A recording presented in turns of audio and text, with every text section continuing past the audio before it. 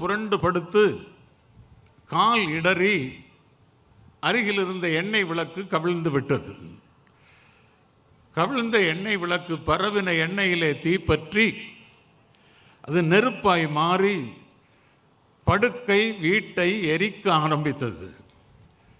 அந்த நடு நிசியிலே அந்த நெருப்பிலிருந்து உங்களை காப்பாற்றுவதற்கு எடுத்துக்கொண்ட முயற்சியிலே கை நெருப்பிலே வெந்து காயம் ஏற்பட்டது.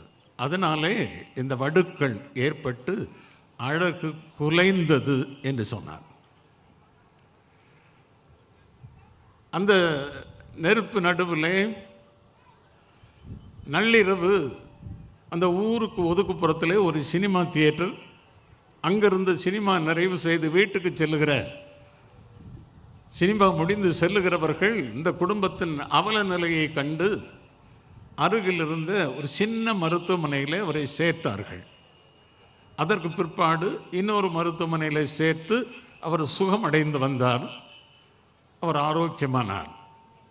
அந்த மகனுக்கு அதை சொல்லுகிறார், உன்னை இந்த நெருப்பிலிருந்து உன்னையும் குடும்பத்தையும் சகோதரனை மூத்தவனையும் தூக்கி வெளியே போட்டு நெருப்பில் இருந்து காப்பாற்றும் போது ஏற்பட்ட காயங்கள் என்று சொன்னார்.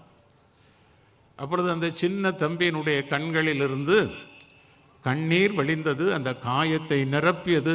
அந்த தம்பி சொன்னால், நாங்கள் இன்னைக்கு உயிரோடு இருக்கிறதற்கு உங்களுடைய கையில் எங்களுக்காக நெருப்பின் காயத்தை ஏற்றுக்கொண்டீர்கள். நான் அசிங்கமாக இருக்கிறது என்று நான் என்னுடைய மனக்குமுறலை சொல்லிவிட்டேன், என்னை மன்னித்து விடுங்கள் என்று சொன்னான். அந்த நெருப்பிலிருந்து வெளியே தூக்கி கொண்டு வரப்பட்ட தம்பி வேறு யாரும் அல்ல, அந்த ரெண்டாவது தம்பி, 2 வயசு தம்பி. இன்னைக்கு 72 வயதுள்ளவனாக நான் உங்கள் நடுவில் நிற்கிறேன். அந்த நெருப்பின் நடுவில் ஆண்டவர் என்னை உயிரோடு காப்பாற்றினார். அவருடைய கிருபை, அதற்காக கர்த்தரை துதிக்கிறேன். இந்த நண்பர் சுவிசேஷ ஜெபக்குழுவுக்காக ஆண்டவருக்கு நான் நன்றி சொல்லுகிறேன்.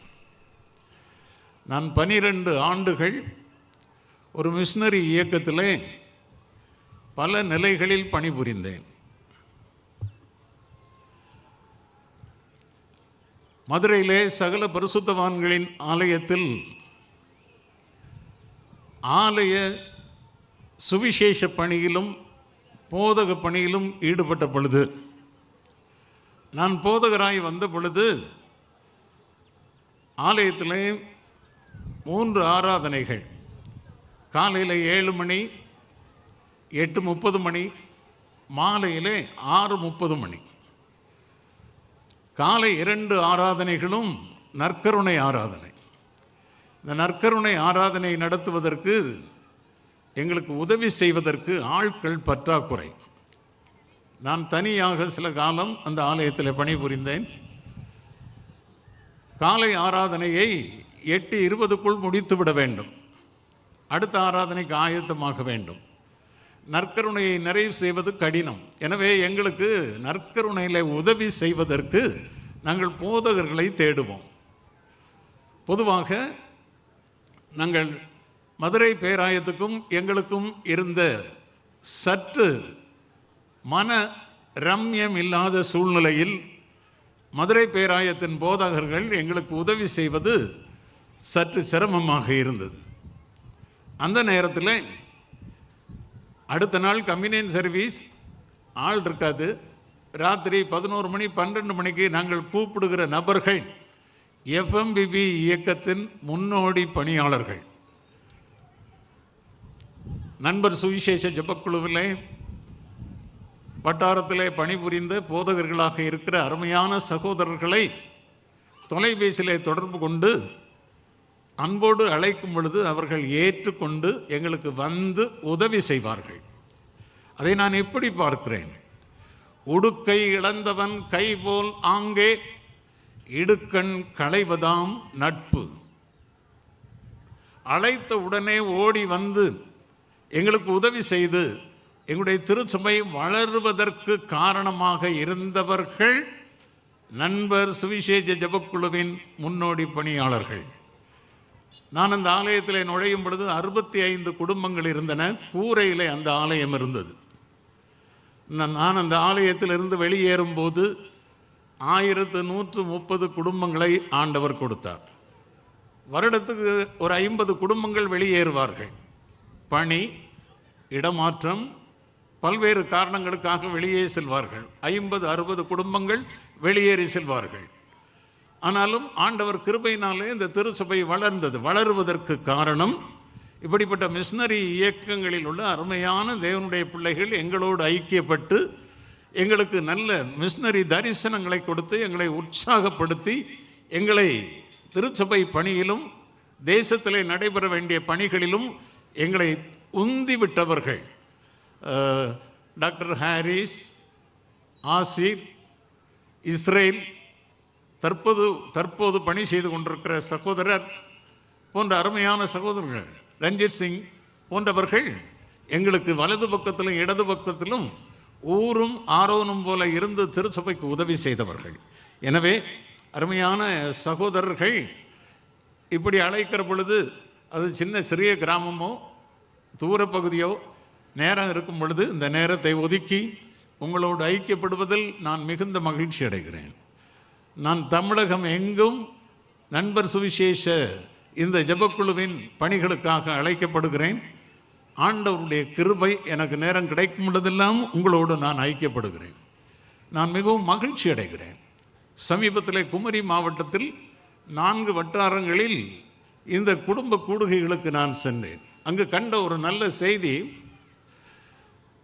நண்பர் சுவிசேஷ ஜெபக்குழுவின் முழு நேர பணியாளர்கள் எவரும் அங்கே இல்லை. அந்த கூடுகையை ஒருங்கிணைக்கவோ, அந்த கூடுகையை முன்னின்று நடத்தவோ, ஜெப வேளையை நடத்தவோ, அனௌன்ஸ்மெண்ட் கொடுக்கவோ, பாடல் நடத்தவோ எவரும் இல்லை. அந்த வட்டார குழுக்களே எல்லாவற்றையும் பொறுப்படுத்த செய்கிறார்கள். அன்று 5 மிஷனரிகளை பிரதிஷ்டை செய்தார்கள். நான் மிகவும் ஆச்சரியப்பட்டேன். இப்படிப்பட்ட வட்டாரங்களை உருவாக்கி, இப்படிப்பட்ட வட்டாரங்களிலே பொறுப்பாளர்களை உருவாக்கி உந்திவிட்டு தேவன் கொடுத்த தரிசனத்தை அவருடைய இருதயத்திலேயே பதித்து விட்டிருக்கிற ஒரு மூலையிலே சிலுவையின் அருகிலே என்ற சீமோன் பெற்றுக்கொண்டது போல குடும்பமாய் அமர்ந்திருக்கிற நானும் நீங்களும் தொடர்ந்து நம் மூலமாய் தேசங்கள் தேவனை அறிந்து கொள்ள நம்மை ஆண்டவர் சீமோன்களாய் பயன்படுத்த அவருடைய கரங்களில் அர்ப்பணிப்போம். 1806 தூத்துக்குடி கடற்கரை பகுதியிலே ஒரு வெள்ளை மனிதன் வந்து இறங்குகிறான். சென்னையிலிருந்து பயணப்பட்டு தூத்துக்குடி கடற்கரையிலே அவர் வந்து இறங்குகிறார். 1.5 ஆண்டுகள் திருநெல்வேலி மாவட்டம் முழுவதும் அவர் நடக்கிறார். அவருக்கு லாங்குவேஜ் தெரியாது, என்ன பேசணும்னு தெரியாது, எப்படி சுவிசேஷம் சொல்லணும், இந்த மக்களுக்கு எப்படி சொல்லுவது, தெரிந்த அரைகுறை மொழியிலே அவர்களுக்கு இயேசு கிறிஸ்துவை குறித்து சொல்லுகிறார். 1.5 ஆண்டுகள் சொல்லுகிறார். 1.5 ஆண்டுகள் நிறைவிலே அவருக்கு கிடைத்த ஆத்துமாக்கள் 1266. திருநெல்வேலி மாவட்டம் முழுசும், அந்த காலத்தில் தூத்துக்குடி மாவட்டம் தனியாக கிடையாது, முழுசும் 1266 ஆத்துமாக்கள் கிடைத்தது. இந்த ஆத்துமாக்கள் சபையாய் மாறினார்கள் ஐயா. இந்த சபையை விட்டுவிட்டு இந்த அருமையான தேவ மனிதன் குமரி மாவட்டம் நோக்கி நடந்தார். இந்த சபைகளுக்கு பிற்பாடுதான் நெல்லை மாவட்டத்திலே மேனே நாட்டு மிஷனரிகள் வர ஆரம்பித்தார்கள். அவருடைய கரங்களில் இவர்களை விட்டுவிட்டு புறப்பட்டு சென்றார். அன்பு பிள்ளைகளே, அவர் அன்னைக்கு திருநெல்வேலியில் இருந்திருந்தார்னா குமரி மாவட்டம் ஆண்டவரை அறிந்து கொண்டிருக்காது, திருநெல்வேலி மாவட்டம் ஆண்டவரை அறிந்திருக்கும். ஆண்டவர் கையிலே கொடுத்த சுவிசேஷத்தை ஏந்தி கொண்டு குமரி மாவட்டத்துக்கு செல்ல வேண்டும் என்ற ஒரு தாகம் டிங்கல்டோபைக்கு நெல்லை மாவட்டத்திலே ஏற்பட்டது. நெல்லை மாவட்டத்திலே ஊழியம் செய்து 1266 விசுவாசிகளை சம்பாதித்து சபையை ஏற்படுத்தின பிற்பாடு அவருக்கு ஏற்பட்ட தரிசனம் குமரி மாவட்டம். எனவே குமரி மாவட்டத்தின் எல்லா மூலை முடுக்கும் நடக்க ஆரம்பித்தார். இப்பொழுது கிட்டத்தட்ட 60% கிறிஸ்தவர்களை கொண்ட மாவட்டமாய் அது மாறிவிட்டது. ஒரு மனிதன் அந்த மாவட்டத்தின் முழு பகுதியிலும் குறுக்கு நெடுக்காய் நடப்பதற்கு தன்னை ஒப்பு கொடுத்த போது அந்த மாவட்டம் இயேசு கிறிஸ்துவை அறிந்து கொள்கிறது. உங்களுடைய கரங்களிலே ஆண்டவர் அப்படிப்பட்ட சுவிசேஷ விதைகளை கொடுத்திருக்கிறார். எங்கே அந்த சுவிசேஷத்தை விதைக்கிறீர்களோ அங்கே தேவ கரம் அங்கே இருந்தது என்று வாசிக்கிறோம். சிரேனேவூர் சீமோன் சுவிசேஷ குழுவை ஏற்படுத்தின போது தேவனுடைய கரம் அவர் மேல் பட்டது. அவர் சொன்ன சுவிசேஷத்தின் மேல் பட்டது. அந்த சுவிசேஷம் சபையாய் மாறியது. அந்தியோகியா சபை உருவானது என்று நீங்கள் படிக்கிறீர்கள். இப்போ நீங்கள் அடுத்து இங்கே படிக்கும்போது இதை எருசலேமில் இருந்த தலைமை சபை கத்தீட்ரல் சர்ச் கேள்விப்படுகிறது. எருசலேமில் அந்தியோகியாவில் இப்படி ஒரு பெருங்கூட்ட மக்கள் சபையாய் மாறிவிட்டார்கள் என்று கேள்விப்பட்டு இந்த சபைக்கு பர்னபாவை அனுப்புகிறார்கள் ஊழியத்தில் உதவி செய்வதற்கு. எங்கே வாசிக்கிறீர்கள்? அந்த 13ஆம் அதிகாரம் 23ஆம் வசனம் 23ஆம் வசனம் முதல் 26ஆம் வசனம் வரை நீங்கள் வாசிக்கும்போது பர்னபாவை நீங்கள் இந்த சர்ச்சை போய் பார்த்துட்டு அவங்களுக்கு சில ஆலோசனை சொல்லிட்டு வாங்கன்னு சொல்லி அனுப்புகிறாங்க. பர்னபா கொஞ்சம் திறமையான போதகர். சீமோனும் அவரோடு இருந்தவர்களும் அவ்வளவு திறமையான தியாலஜியன்ஸ் கிடையாது, சாதாரணமானவங்க. ஆனால் பர்னபா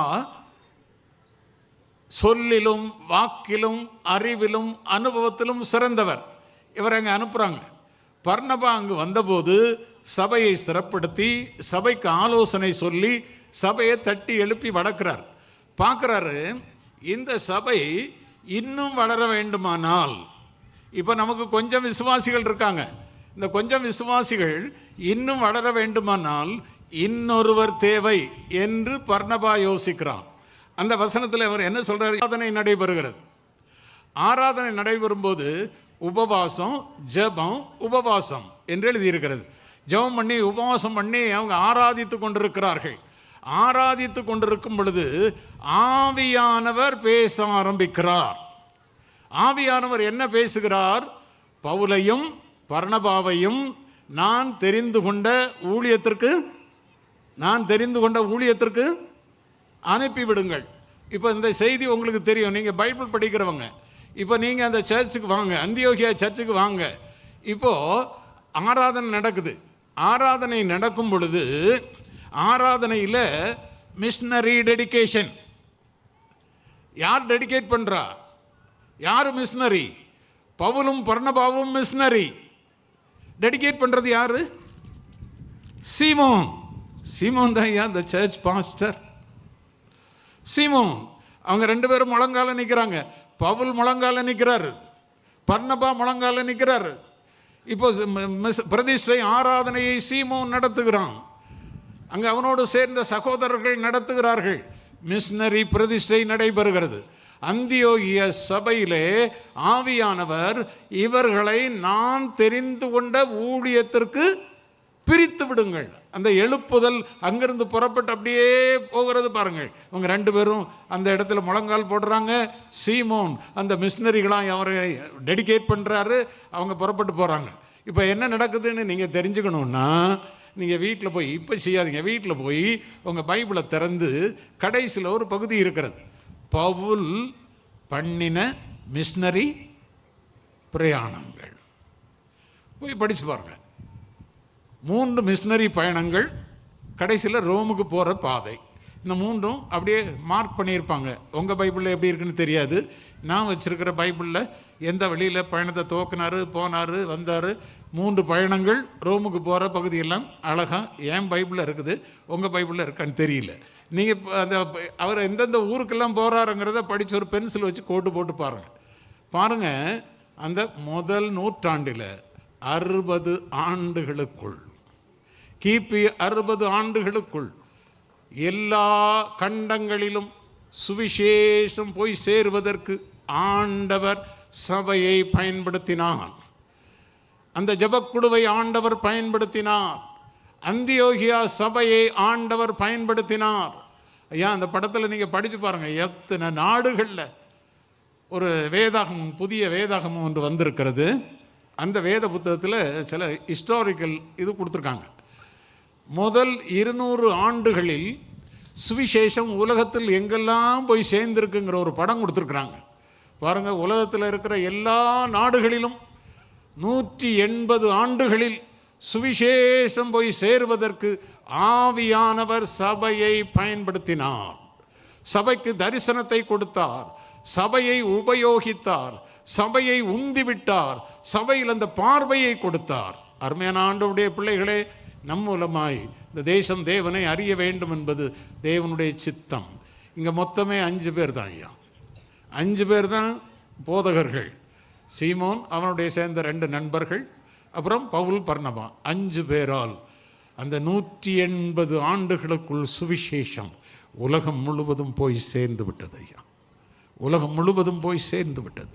அப்போஸ்தலர்கள் ஒரு பக்கம் ஊழியம் செய்கிறாங்க, இவங்க போகிறது ஒரு பக்கம் செய்கிறாங்க. சுவிசேஷம் மனிதனை சந்தித்து மாற்றியது. நம்முடைய கையில் ஆண்டவர் தாளந்துகளை கொடுத்தாரே, நான் எதை செய்கிறேன்? எனக்கு இப்போது இருக்கிற திருச்சபை போதும் என்று இருக்கிறேனா? இப்போது இருக்கிற திருச்சபையை வைத்துக்கொண்டு என்னுடைய வாழ்க்கையை முடித்து விடலாம் என்று இருக்கிறேனா? நான் மண்ணுக்குள்ளே புதைத்து வைத்திருக்கிற தாளந்தை போல அதை அப்படியே மூடி வச்சுட்டு இயேசுநாதர் வரும்போது கையில் கொண்டு போய் கொடுக்கலாம் என்று நினைத்து கொண்டிருக்கிறேனா? அன்று நடந்து திரிந்த தேவ மனிதர்களுடைய பாதங்கள் பட்ட பகுதிகள் திருச்சபையாய் மாறி இருக்கிறதே. இன்று என்னுடைய கால்கள் எங்கே நடக்கிறது? இன்று என்னுடைய கால்கள் எங்கே நடக்க வேண்டும்? ஆண்டவரே, நீர் காட்டும் என்று அர்ப்பணம் செய்வோம். ஆவியானவர் நம்மை நடத்துவார்.